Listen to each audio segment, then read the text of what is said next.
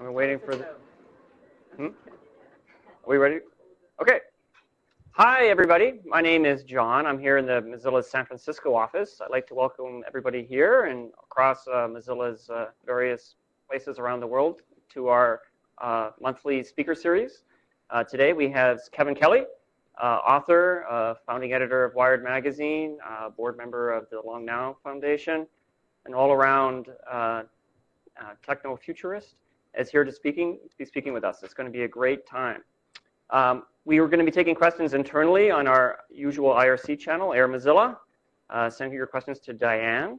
But we're also going to be broadcasting this on Facebook Live and on Periscope. And so if you're using any of those two platforms, feel free to send us a tweet or a message using the hashtags #TheInevitable or MozFuture. All right? So Kevin Kelly's new book called The Inevitable, 12 Technological Forces That Will Shape Our Future. The inevitable, that sounds pretty confident. What do you mean by inevitable? I mean that by and large, these things will happen regardless of the cultural moment, regardless of the specifics. And I'm confident because they already are happening. So most of the trends I'm talking about have been operating already, and they are so built into the physics of the technology themselves that they're going to continue for another couple of decades. It's sort of like listening to the technology. So I ask, what does the technology want? The question would be looking at, say, copying. All right, so the internet's the largest copy machine, and anything that can possibly copy, if it touches the internet, will be copied. That copying aspect is inherent in just the nature of the technology that we've made, and whether you have regulation or not, the basic bias to copy is built in. So that's inevitable. Whether this was going to be in a command economy, whether it's on another planet, it doesn't matter. If you have an internet, it's going to want to copy stuff. That's what I meant by inevitable.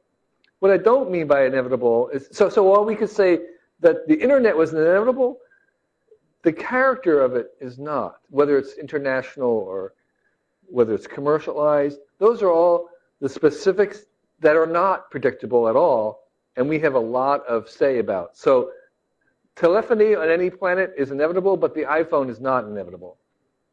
So I mean at that level. It's a high level kind of a bias built into the technology by the very physics of it. So it's not like if we rewind the world, we're going to get an iPhone again. It's if we rewind the world, we'll have telephony again, we'll have internet again, we'll have copying no matter what we do. That's what I mean by inevitable. Okay.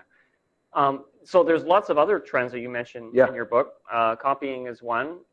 They do seem to be loosely either created or an outcome of some of the main sort of pure technology forces that you've talked about in the book. Right. Things like VR, AR, etc. Can you talk a bit about those? So one other thing I just want to kind of make a caveat, which is I'm mostly talking about digital technology. I'm not talking about, say, biotech, and I don't talk very much about, say, energy. So it's a little bit more specific to communication and information technology and those trends. So within those trends, another example would be tracking. I think the internet's the world's largest tracking machine. If it can be tracked, it's going to be tracked. And there's a sense in which that's just like copying. It's based on just how things are made. The bias that we have in sensors, in the sense the general ability of, say, like virtual reality. The only way virtual reality works is that everything's being tracked. Mm-hmm. So as we make virtual reality, we're going to be basically making a totally surveilled world. Once you go in, all your micro expressions, all your activities, all your movements, all your motions, what you're afraid of, that's all being tracked inherently in order to create this alternative world. So that's something that's going to come. Whether we want it or not, VR is going to be more tracking. And you talk about in your book, about in the tracking section, about how there's a concept of what you call it covalence, about how societies can address this. Can you talk a bit about that? Yeah, so as far as I can see, looking forward into the future, there'll be more tracking. And the question is, well, if that's just surveillance, that's going to be a horrible world. Who wants, I mean, nobody, I don't want to live in that kind of a world where they are watching me. And I think the only way we can make that kind of a more civilized world is if we have covalence. And covalence is where I am watching those who watch me. I hold them accountable for what they see and for what I see of them. And we have a mutual benefit. Mm-hmm. And that covalence is a little bit more similar to what we experience in our previous several 100,000 years of evolution in living in kind of in a tribal situation where everything was being tracked. All my neighbors knew everything about me, and I knew everything about them, and there was a kind of a symmetry to that knowledge. And so we were kind of comfortable with that. We're uncomfortable now because it's asymmetrical, because they know about me, and I don't know who they are, I don't know what they're watching, I don't know enough about them, they're not accountable to me, and I get no benefit. Right. So if we can reintroduce some of that symmetry into, so the cops are filming us, but we're filming the cops, and we have access to what the cops film, then that is a little bit more symmetrical. And that, I think, makes that kind of surveillance or that tracking a lot more civilized. Is that sort of an avenue for various groups like Mozilla to take an active role in helping create that kind of environment of covalence? Or is there other approaches that Mozilla could approach? I think not just Mozilla, but we all should be involved in both in terms of regulation, in terms of technology. I'm a big technologist. I think that most of the solutions to the problems caused by technology can be remedied by better technology rather than by less technology. So the most of the problems that we have today have been generated by our previous technologies. Most of the problems in the future will be generated by the technologies today, but I believe that the solutions to those are also better technologies. I use the example of thinking. That technology is kind of like a thought made real. So if I was to right now sit here and spout a really stupid idea, a bad idea, a harmful idea even, your response to me would not be, hey, you need to think less. The response is, you need to have a better idea. And the same thing with technology. If we have a technology that's harmful or dumb, the response is not, oh, we need less of it, less technology, let's stop it, let's have less of this. No, the answer is, let's have better technology. Let's have a better idea. And so I think in terms of surveillance, it's not like, let's have less of it, it's no, let's have better. Let's have technological solutions to these kinds of harm that we already have from the technology that we currently have made. Mm-hmm. So to use some of the approaches that we've used in the past with our products, et cetera, to come up with ways of identifying how we can create a covalence kind of environment using technology or regulation or whatever. Yeah, I think, and you know, I think there are ways to, I think things like the blockchain and the cryptocurrencies and like public key encryption are examples to me of ways in which you can use transparent tools to actually work with this issue of surveillance and privacy. Mm-hmm. So there are ways that we can actually use these technologies to actually bring transparency to these issues that even seem to at first you say, well, you want to hide things more and more, but actually, no, you want to have a public aspect of it. That's the whole genius of public key encryption, was that rather than having secret as a way of having privacy, you actually turn part of it open out until you have public inspection. And I think we can do the same thing with our issues about how do we have covalence. Well, I think there are many technological solutions that we can come up with that don't require things to be hidden, but actually benefit by having things being transparent.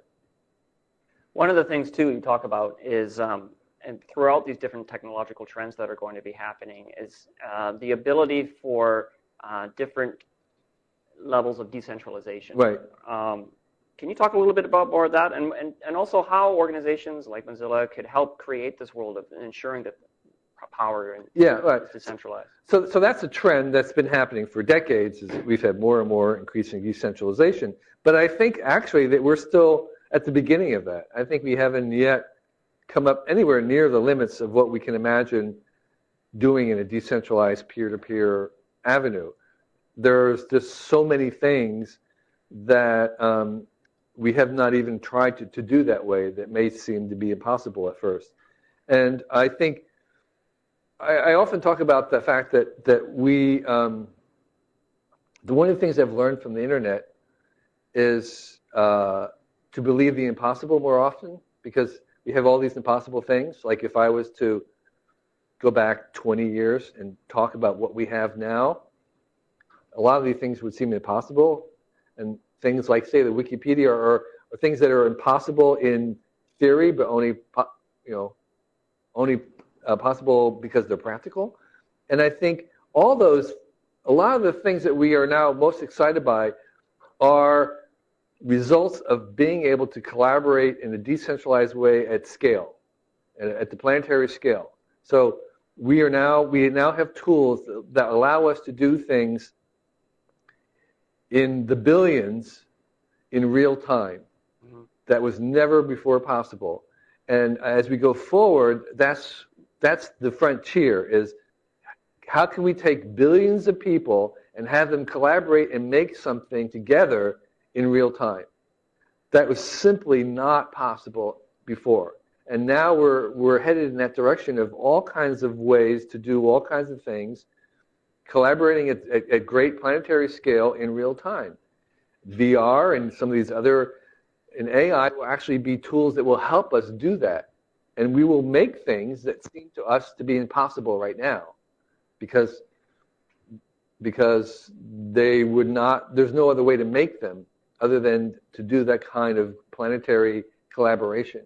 And I think that the tools to do those are what we're going to invent and need to invent. And with those tools will come incredible achievements that would have simply not been even thinkable before. Yeah, I mean, I understand what you're talking about in terms of decentralization, and I mean, I think you talk about it in the book. For example, Facebook, in a sense, is decentralized. All the content on Facebook is created by its billion plus users, but at the same time, the network, if you will, that content is being distributed, it isn't decentralized. Is there inevitable tension there? Is that just part of the development process? Is that going to change? Those kinds of things happen in the past or the future? I mean, I think one of the things that we'll see probably in the next 20 years is certainly an attempt to make a completely peer-to-peer mesh internet, network, like a cellular system. That's all mesh peer-to-peer, relying on local phones hopping to each other, rooftop relays. So you have a carrier, you have an ownerless, carrierless network. That's right now seems impossible, but that's entirely technically feasible in 20 years. And so I think I think we're, as I said, I think we're just at the beginning, and we can imagine ways to decentralize even that, so that there isn't a monopoly Facebook. So I mean, whether there have been many attempts to try and do a kind of an open source version, I think technically they're feasible, but the question is whether they make economic sense. I don't know. Yeah. Yeah. I mean, the other aspect of this is related to when you talk about AI and how the AI intelligence requires sources of training data, which by necessity is being created by those with lots of data. Which right. Can you talk a little bit more about AI and how you see that? Sure. So AI is, of course, again, something that's been around for 50 years. They've had very limited success for the past 50 years. It's been a very hard job to try and make some progress. But in the last 3 or 4 years, there was a convergence of 3 different technologies that came together in a kind of a perfect storm. And one of them was improvements on the neural nets, which have been around for a long time, in a way of stacking them so that they could have multiple levels. So they could do very, very large neural nets by stacking them. And that's called deep learning. So these are these algorithms that were actually mostly pioneered by folks in Canada, University of Toronto. And they were working kind of being funded by the government where everybody else had sort of given up. And this second innovation was the graphical processing unit, which is the main graphics generator for video games. And they became a commodity. And they happened to actually do parallel processing. So most of the AI is done in parallel processing. It was done in big supercomputers, which were millions of dollars, very expensive. But it turned out that they could do parallel processing on these graphic CPUs for very, very cheap. They became a commodity. And so the discovery was, hey, we could run AI on GPUs. And so that's what all AI is being run on right now, is these really cheap graphical processing units. And the third one was big data. It turns out that the training sets, you need more than hundreds or thousands. You need millions of them.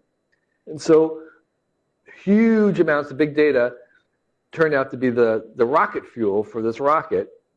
And most of the AI companies right now are sitting on or using big piles of data. So these 3 things, the deep neural network software, the GPUs, and the big data, were now available, and then suddenly we have this real progress in AI, enough that we're going to continue that. It's not the only thing we need, but it's good enough to improve right now. And so the other aspect of AI is that the AI is trained by being used. And so the better AI gets, the more it's used, and the more it's used, the better it gets. And so you have a network effects in AI that will tend to generate a winner-take-all. So there are going to be, in whatever specialized AI there's going to be 1 or 2 leaders, because it has a network effect like any other network. AI is a network, and it's going to obey that. So the companies with the biggest amount of data are going to have a huge advantage in sustaining that advantage over time.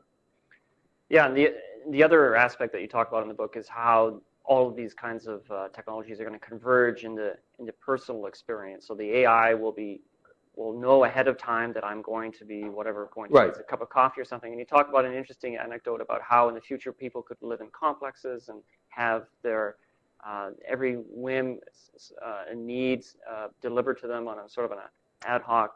This was one of the aspects of decentralization and real-time communication was the movement from needing to own things to accessing things.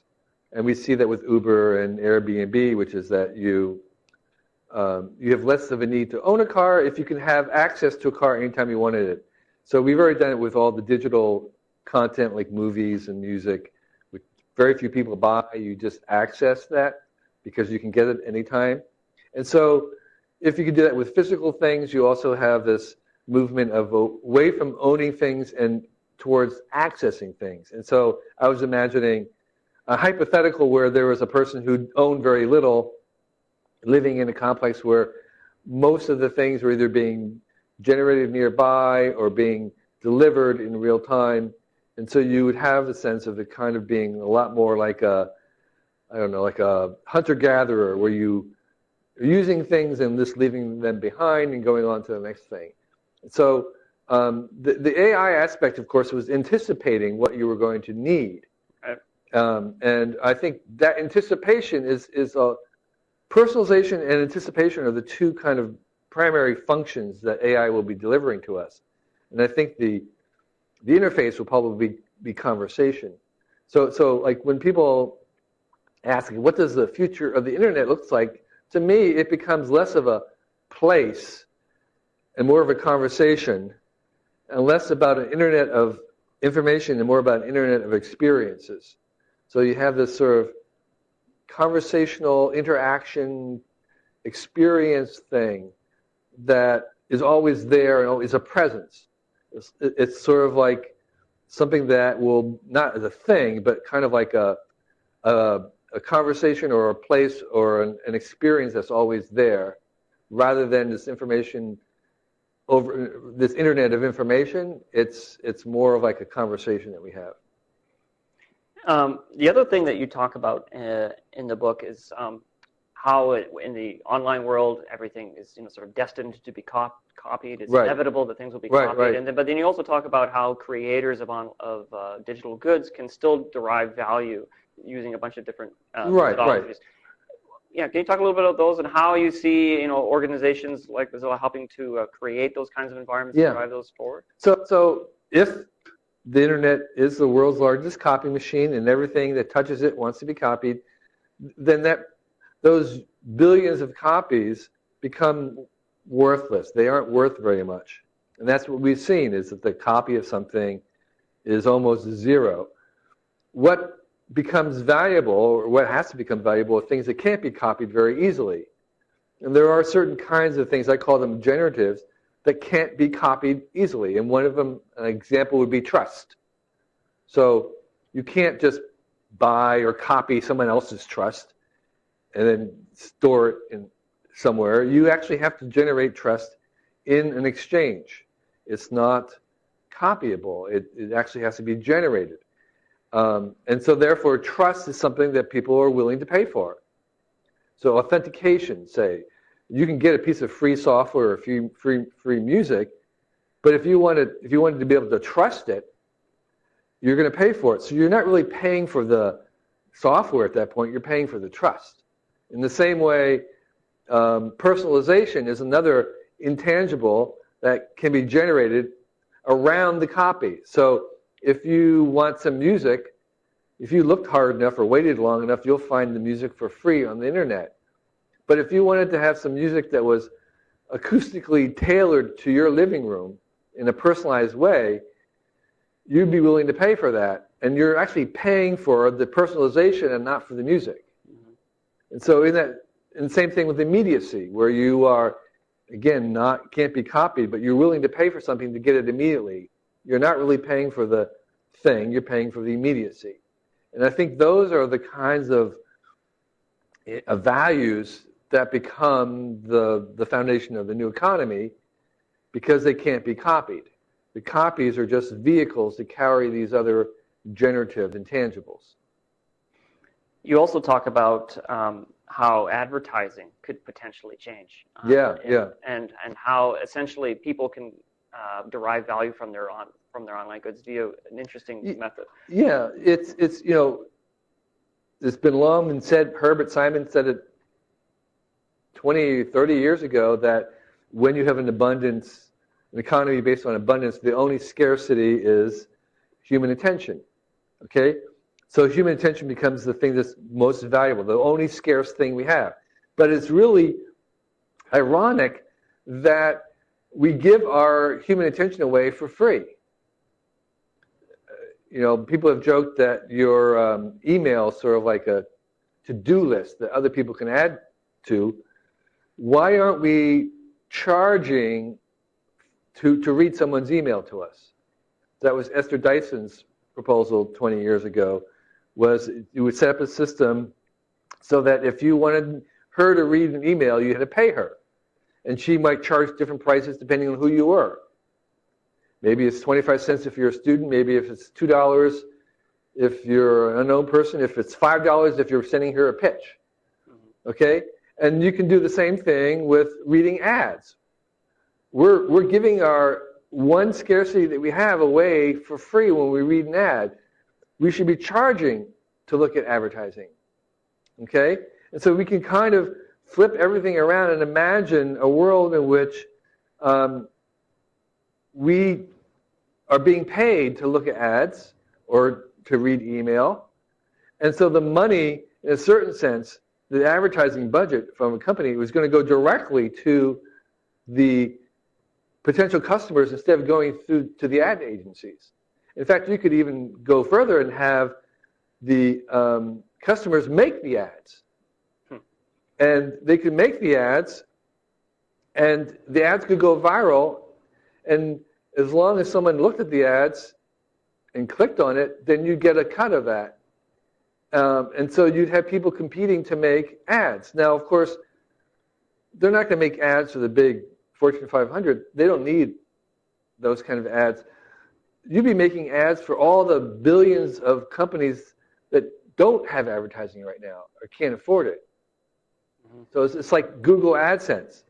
The brilliance of Google AdSense was not that they were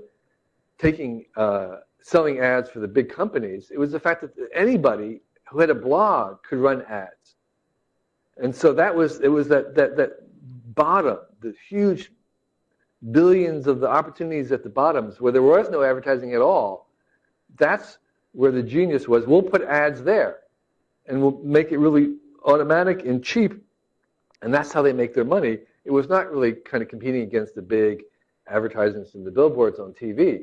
In the same way with making ads and charging for them and getting paid to make the local cleaner making an ad for local cleaner and trying to improve on that, anybody could do that. That's really where the opportunity is. So there could be a completely decentralized advertising network ads are being created by the customers, and they're being charged to be read by customers, which will be completely disruptive to the current advertising system. Yeah, it removes the whole discussion of ad blockers, for example, right? Because it's not competing to get my attention. I'm actually selling my attention. Exactly, right. Great.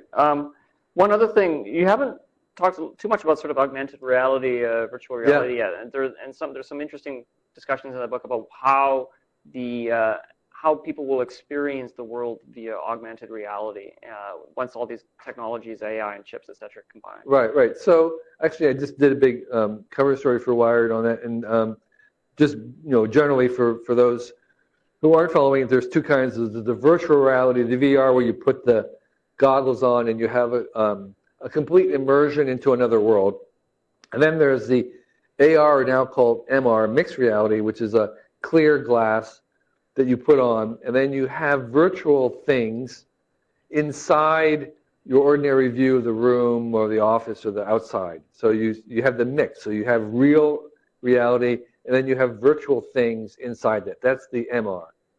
And of the two of those, it's much more difficult to do the second, to do the MR, to overlay that virtual worlds or virtual things inside the real world. And if you can do MR, then you can do VR. VR is easy. You just turn the lights down and you have VR. So VR is a subset of MR.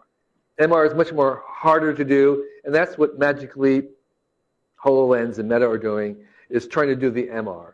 And I would say several things. That this technology does work. It really is. It does. You really are a different place when you go into VR, and with the MR, you can have something here, and it really absolutely feels as if that thing is there. And feeling is the important thing, because just as a cinematic movie is tricking your brain into thinking there's movement, real movement, which you would say that really moved across the screen, but there was no movement. It's just still pictures, one still, unmoving picture after another, that takes advantage of weird circuits in your brain to give a sense of persistent motion. Well, the same thing with VR is that there's lots of tricks to convince your body, not just your brain, that these things are real and present. And when you're in VR and seeing these things, your sense of them being real is not happening, it's happening in your brain. Your brain is assembling this sense very deep in your brain of it being really there. So the traditional trick of you're standing in VR and half of the floor falls away and you're standing on the edge of a cliff, Your brain knows that you're standing in a room, but your body is telling you you are about to die. You feel this. And so that feeling, that experience is what the new currency is in VR. It's about experiences. That's what you get. That's what you download onto your device. That's what you're going to purchase. That's what you're going to share. All these different experiences that you're feeling in a way that you don't feel when you're looking at things. So even a first-person shooter game in VR is a very different experience because you're no longer just observing yourself shooting stuff. You are feeling it. And it actually becomes a little bit emotionally exhausting, much more than just being watching them on a screen. And so what we're seeing is that we're going to move from being the internet of information to an internet of experiences. And those experiences are compounded by having other people involved, or sharing with other people. So I think actually VR will become the most social of all the social media. Because having as much as fun as it is to see another world or to be able to have an object that you can manipulate,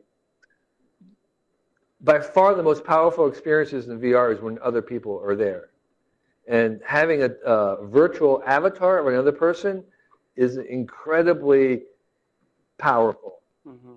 Even if it's not 100% photorealistic, if you are controlling your avatar by your own body movements and your own voice and eye contact, that sense of you being present is 100%.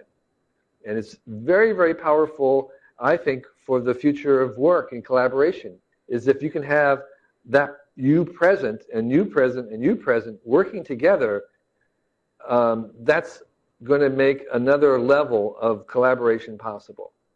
And so I think in terms of not just entertainment, because that's pretty obvious, but I think in terms of work and collaboration, being able to put on a pair of goggles or spectacles and having virtual screens anywhere you want to, your new office, having your colleague there, I think this is going to be very, very disruptive in terms of what we can do and where we do it. Yeah, that's one of the most interesting sections of the book, I thought. The other aspect of your book that I thought was interesting was this discussion of how different forms of content are going to be merging and melding, and the concept of sort of solidity of the printed word will fade away. And there'll be a mixture between films and books and stories.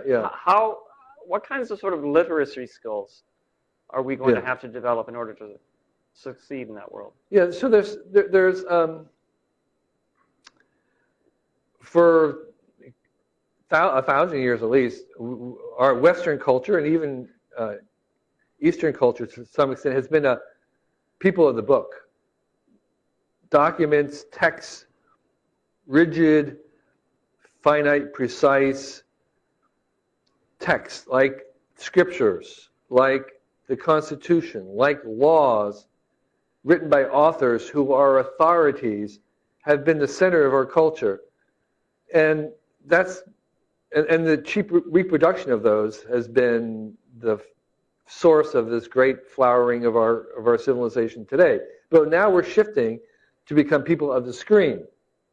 And people of the screen, and screens operate very differently than books because they are not fixed, not monumental. They are constantly in process. They're updated. They have versions. They're fleeting. They're incomplete. They're messy. And so this idea of these streams and flows of information affects how we think about things and what we believe to be true and how we think about truth. So we no longer have truth coming from the authority of authors. We have to assemble our truth ourselves, because on the nets, for every expert, there's an anti-expert over here. For every fact, there's an anti-fact. There is there's no authority to determine what's true or not. We have to assemble that ourselves, and that changes how we believe we know things. And I think that these kinds of streams are on the screen. As we become more and more visual, we are going to move from orality to literacy to visuality with its own grammar. And so a lot of the kinds of things that we invented to deal with text, like annotation, summaries, indexes, we haven't yet invented for visual moving images yet. It's actually very hard to summarize or abstract a video, or to hyperlink within a particular object that moves across time in a video. We don't know how, we can't do that easily right now. Those are all the kind of Gutenberg innovations that have not yet come to the visual language. But with AI, we'll be able to actually search into all the videos of the world and find, like, find the moments where a magician pulls a rabbit out of a hat anywhere in any video. That will be something we can do in the way that we can now search for text. So those the screen literacies have yet to come to us, but we're involved in making them happen now. And I think that's going to be a big transformation when the moving images become much more central to our culture. We can see it now with the movement towards YouTube and Periscope and all the live video is we're moving where that kind of screen fluency is becoming the center of our culture, and it will be, and as we have the tools to do the same thing we can do with text that we can do with moving images, that will be a kind of literacy for us. Mm-hmm. That's great. I think it's time for questions. Do we have some questions lined up?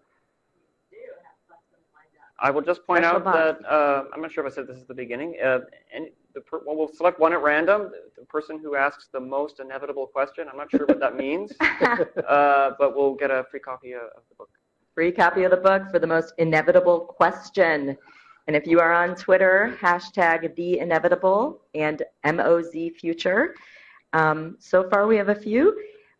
Given the big data and large platform internet that is evolving today, what does ownerless mean? What is ownerless? Yeah, ownerless, right? They're saying no owners? No just ownerless, like yeah, the idea right. of ownerless. So obviously somebody has to own something at some point. So I think the idea that access trumps ownership, the access is sort of better than ownership, means that I think we're going to see that ownership it requires a large burden because there's a cost to it. And so the things that we do want to own, either as a company or as an individuals, will have to be, it's kind of like your core competency. Everything else you outsource. It's like there's going to be a few things that you're going to own and everything else you'll access. But those ones that you want to own will have to be very, very special for you in that case. We'll have to do something for you that you can't do otherwise. So ownership becomes a kind of a higher stake enterprise, a higher stake stance to take. Most of the time, things like data, I'm not sure we even have a very good idea of what that means. I think we talk about people owning data, but I'm not sure that data can actually even be owned.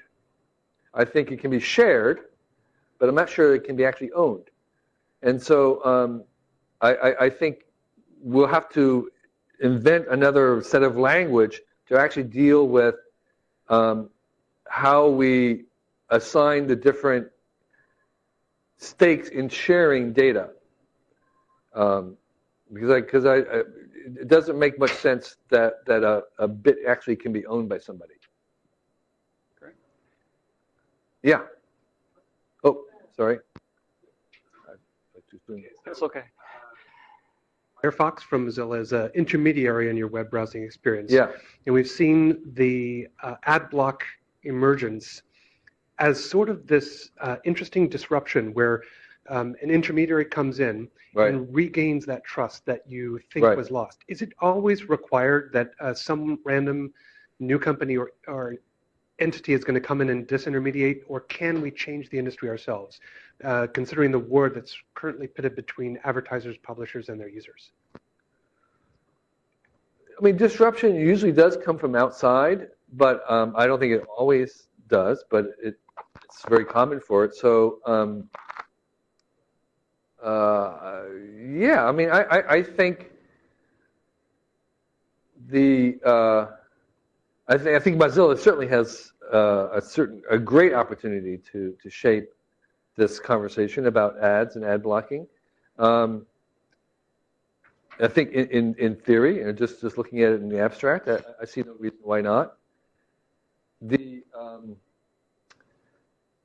I think what I was trying to suggest about advertising, which is I think, as you know, ads are propelled. It's the basic default business model for a lot of the internet companies, and I think that we are just at the beginning of understanding what the long-term sustainable models will be, and I think advertising will just be one component of that, the main, whatever it is, the bulk of it. So, ad blocking, Wired has their own solution, which is a worthy experiment. I think starting to charge for people's attention would be one way of maybe you guys thinking about that. What could you facilitate a set of tools? Is there a design for a system that would allow you to implement that charge? Okay, Diane.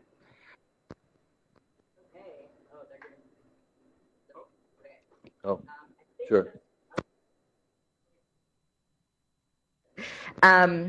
Great. So 2 related questions. How will increasing diversity of markets, underrepresented people, and developing countries influence the future technology? Yeah. I think that the main engine of wealth and the economy is difference, is thinking different.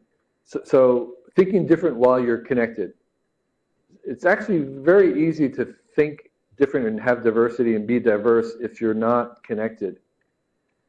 And if you're connected, it's very easy to kind of have the same thoughts and have homogeneity with everybody else. But actually, to maintain difference while you're connected is the challenge.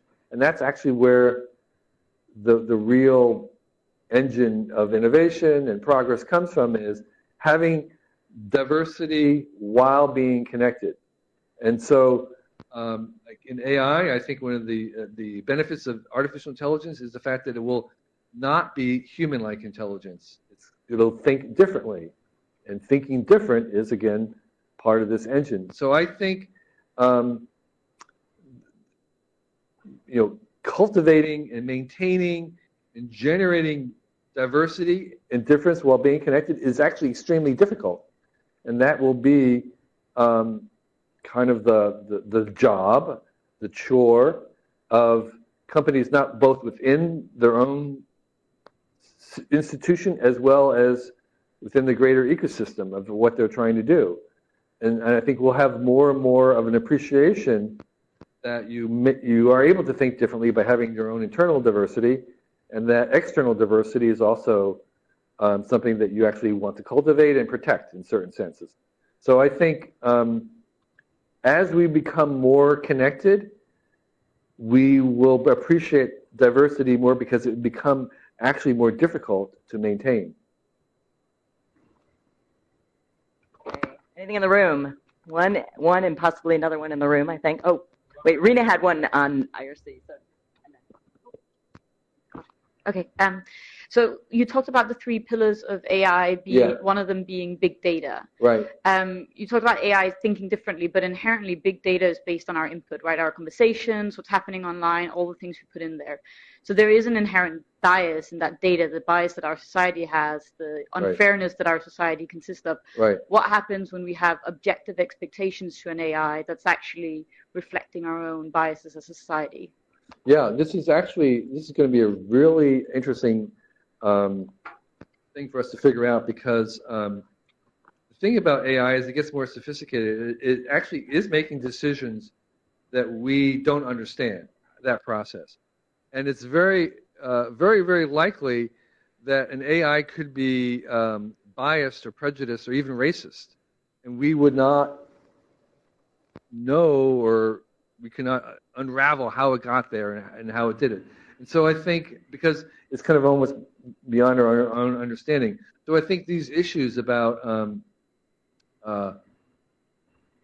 how this large data is, and the results that we have when AI is applied to it, I don't think we have any answers. I don't think we know how to do that. We can legislate results and outcomes, but it's going to be a challenge for us to figure out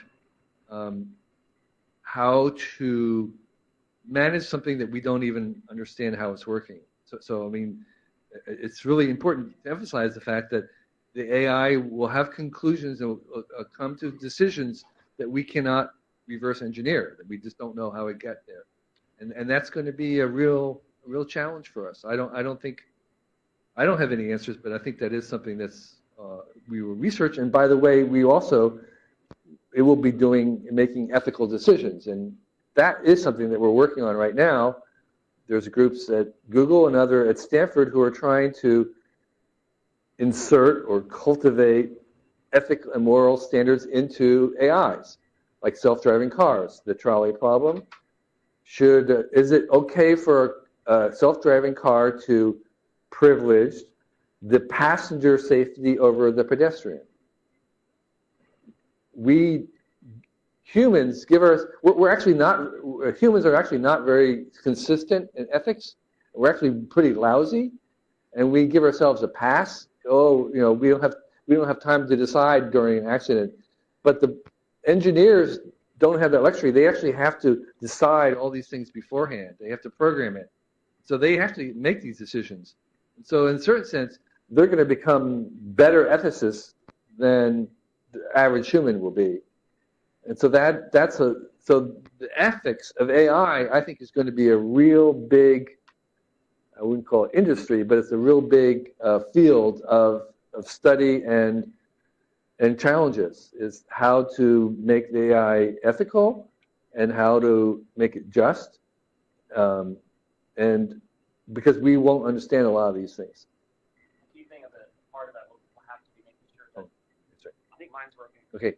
A key part of that will have to be make sure that we have a diversity of input into these types of AI, so that we have as many people as possible with as many possible views. So I did want to say a thing about the AI is, while there is a network effects on the AI, there will be specialized AI. So there'll be more than one AI, because there'll be, as I said, it turns out that the chief benefit of AIs is the fact that they think differently. So we are going to make many species of AI, many species of thinking. Your calculator is smarter than you are in arithmetic. That's a very specific kind of thinking. And so there will be AIs engineered for particular kinds of thinking, processing, smartness. And so we do want to, what we're going to try and do is have or make or invent thousands of different species of AI. And so the more varieties of AI that we have, the better.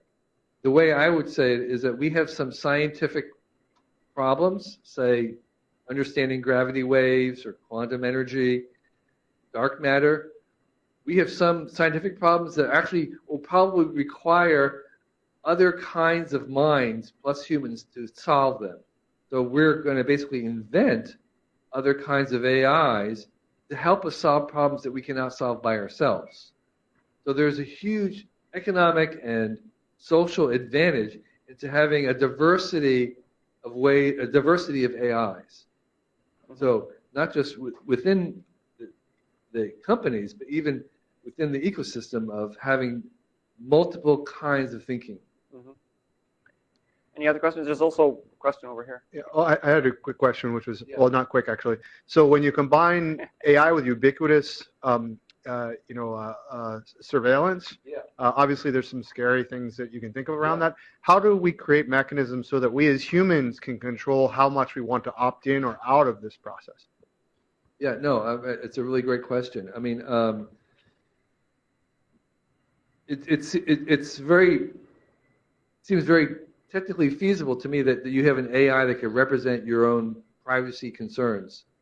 In other words, kind of like an agent that represents you, that would reveal certain amounts of information when it was appropriate and other not enough or something else when it was appropriate, so that you would have sort of a guardian that is representing your own interests in disclosing what it wants, what you want in the appropriate ways. So that's an example of using AI to smartly surrender the information that's worthy of sharing and not others. So I think, again, I believe in technological solutions as well as before we have laws. I think the laws can then cement what we do with the technology. So I would like to have a bot that's representing me and giving the information only when it's appropriate, with the conditions that I set of being accountable, getting benefit, etc.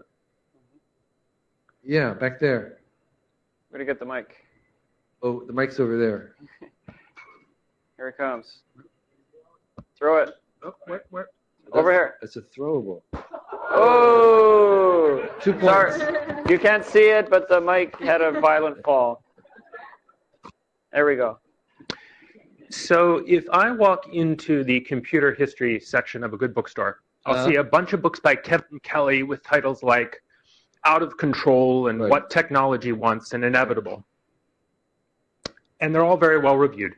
And if I pick up a book next to it, it will tell the story of Alan Turing and Douglas Engelbart and a bunch of other government bureaucrats working for public institutions who created so much of what we have in this room. Right, yeah.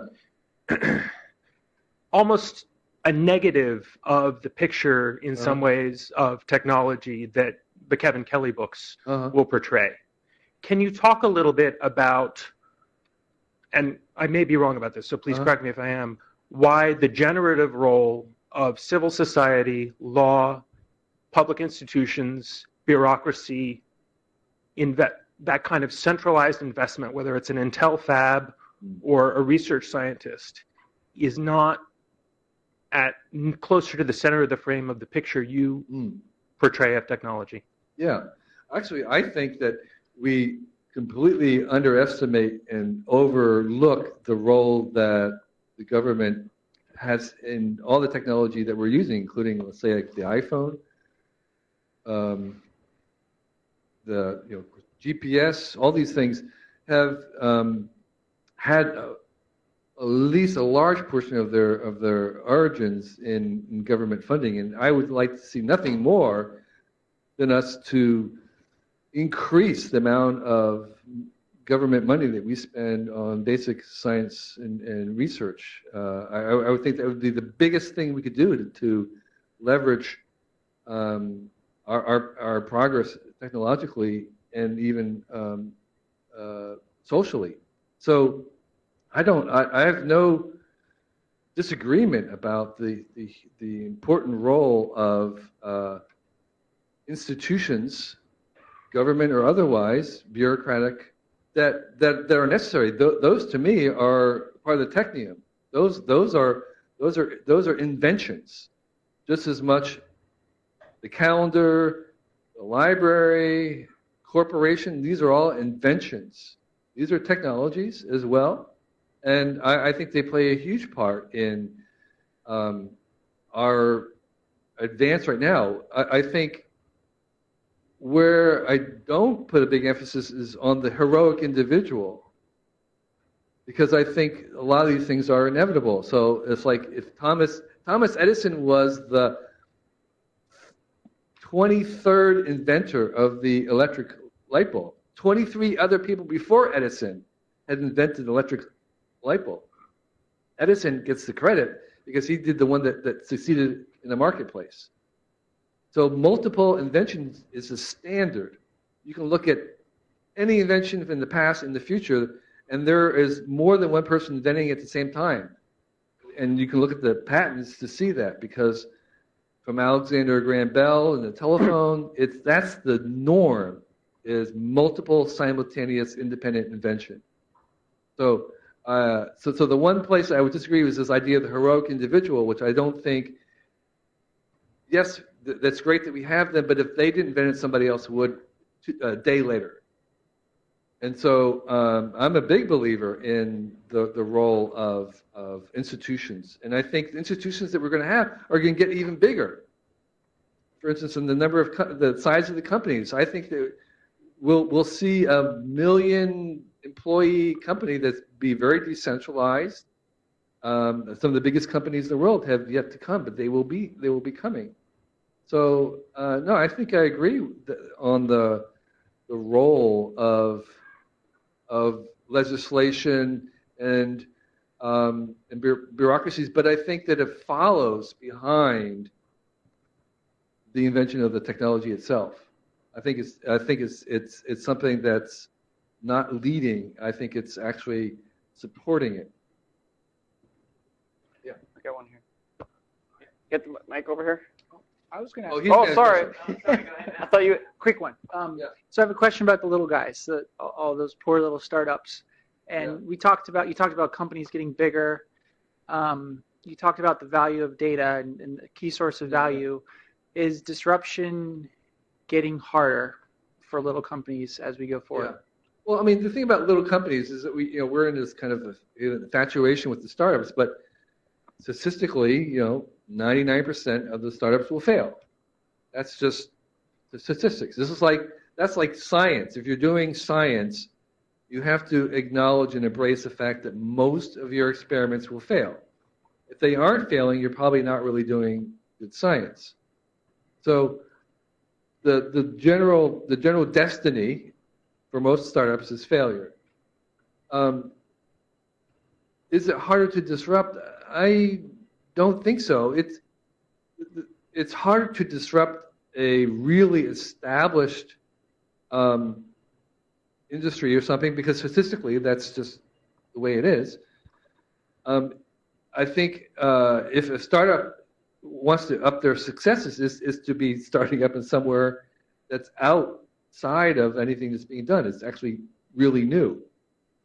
I think there you have a lot higher success rate because you're not competing against money, basically. So I think if a startup is willing to head out to a place that's not popular, I think disruption is as easy to do now as it has been, and maybe even easier because the barriers to trying something are easier. It's like, is it easier to do science now? I don't know. It's a good question. It's science in the broadest sense is probably easier to do. Particular kind of science is probably, biotech is more expensive. So I don't have any data, but I would be surprised if the data showed that disruption was decreasing. That would be a good study. I haven't done that. Okay, I think we have time for one last question. Okay. All right. You mentioned covalence earlier, and I'm interested in sort of hearing a little bit more about how you would unpack how that might unfold and what in particular the implications for privacy are. Yeah. So I think there's two axes that are very interesting, and those two axes are coupled. So one axis is just the axis of we'll call it privacy and transparency. Is just a general term. So privacy and transparency went in. So you have total transparent. I'm going to live my life and everything is open. And then at the other end is privacy. I'm the hermit up in the woods. I'm the Unabomber living in Montana in a cabin, and nobody knows anything about me. That's one axis. And the other axis is the axis of personalization and generic. So at one end is total personalization. Everything I do is aimed or engineered to is customized to me particularly. It treats me as an individual, or I'm treated, or I act as an individual with very unique parameters. And at the other end is I'm a generic number. Okay? Those two things are actually coupled. Those two actions are coupled. So at one end we have somebody who is completely private. Nobody knows anything about them, and therefore we have to treat them as a generic because we don't know anything about them. There's nothing special to them. They're just an average. So they are treated just as generic by everybody, by their friends. They don't have any friends. Nobody knows anything about them, so you can only treat them as a generic average. At the other end is someone who's open and transparent, and they can be personalized because everything about them. So it's possible to give them complete personalization. Okay, so basically, absolute personalization requires absolute transparency. Okay, so there's a slider that connects those two coupled axes, and technology gives us that option, and we need to have that option to choose where we want. But we can push it to one end, say absolute personalization, absolute transparency, absolute privacy, absolute generic averageness. And we get to choose where we want that. And here's a surprise. The surprise is when people have that choice, they almost always push it to the transparent personalization. So the way I summarize this is that vanity trumps privacy. That's been a surprise. We didn't know that about ourselves until recently. But vanity trumps privacy. People, when given the choice, will push that slider and say, yeah, treat me as an individual. I am special. I am above average. And I will be transparent to facilitate that. That's what's happening. All right. Yeah. Thanks very much. Sure thing. We have to wrap it up. We have the prize. There was the most inevitable question. Okay. Which was the question you just answered. It was inevitable that a Mozillian would ask a question about privacy. Dan Mosdale gets the book. All right. Woo! All right. Thanks very much, everyone. Yeah, thank you. Right. Really great to have. Good. That was fun. Good. Thank you. Just put it down.